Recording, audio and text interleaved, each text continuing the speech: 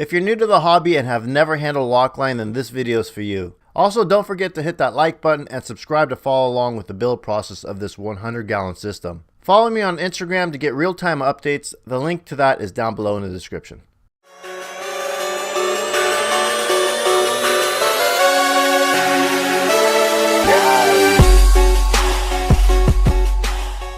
Hello everyone, ReeferGil here. In today's video I'm going to be installing the bulkheads, the returns from the sump, the returns from the saltwater making station, and the rear drain. We'll go over the bulkhead installation and how to install a Loc-Line to your aquarium's plumbing.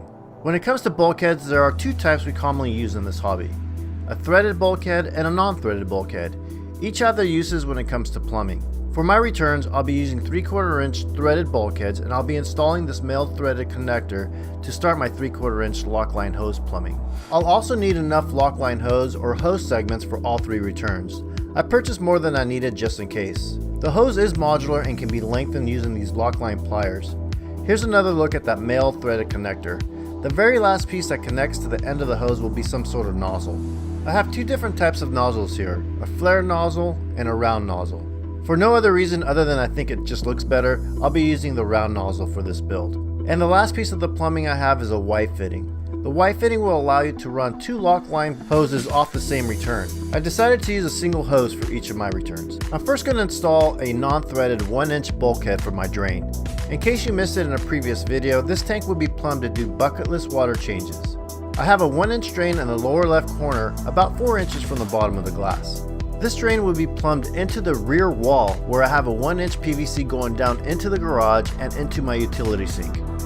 The future plumbing will have a gate valve that I would be able to open and allow water to drain from the main display tank down through behind the wall and into my sink. Here I'm installing a 1-inch bulkhead. To install the bulkhead, you want to make sure that the gasket is on the wet side of the aquarium. This is very important to ensure a watertight seal. Insert the bulkhead through the hole and install the locking nut. The threads sticking out of the hole are only to be used for the locking nut, so don't try to screw on some sort of PVC fitting here. I then use a wrench and give the nut a quarter turn just to ensure it's snug. Since this is going to be a drain, I don't want any of the fish getting sucked up and ending up in the utility sink. To protect the fish from being sucked in, I'm installing this screen. This is a tight fit, so no glue is needed here or any other part of this project for that matter. It's important to note that there are two ends to the Loc-Line hose. Here's the ball end, and this would be the socket end. If you check the Loc-Line pliers, you'll see the side that says ball end and the other side will read socket end. This is how you know which end to orient the pliers when snapping the two segments of Loc-Line together. Here I'm demonstrating how to attach two pieces of the segments together. Line up the hose so that you're installing the ball end of one piece into the socket end of the other. Now I'm orienting the pliers so that the side of the pliers that reads ball end is facing towards the ball end of the hose. I open up the pliers and firmly press down until the hose snaps into the pliers. At this point I squeeze the pliers handles together until the two segments of the hose snap together. Now you have a long hose that you can use. Using these pliers does take a few minutes of practice, but once you have it down, the pliers make for quick work. If the hose is too long and you want to shorten it, you could count down how many segments you want your hose length to be and bend it at that point. This does take some force, but you'll be able to snap apart the segments. I'm going to use 5 segments of hose for both returns from the sump. Next, I install the male connector to the end of the hose. The method of installing the connectors is the same. Orient the pliers and snap both pieces together. On the opposite end of the hose, I took the round nozzle and installed it. I flipped the pliers towards the camera so you can see how the two pieces sit inside the pliers. Squeeze the handles together and done. This is a completed return line for one of my returns. Before screwing in the male connector into the bulkhead, you want to consider using some Teflon tape. You really don't have to, since if it does leak, it's going to leak back into your display. But any leak here can slightly reduce the water pressure coming out of the nozzle.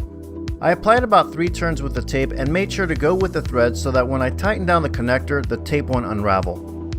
I use my thumb to press down on the tape so that it's nice and flush against the threads. From here, simply screw in the connector into the bulkhead. I again used a wrench to make sure the hose was snug.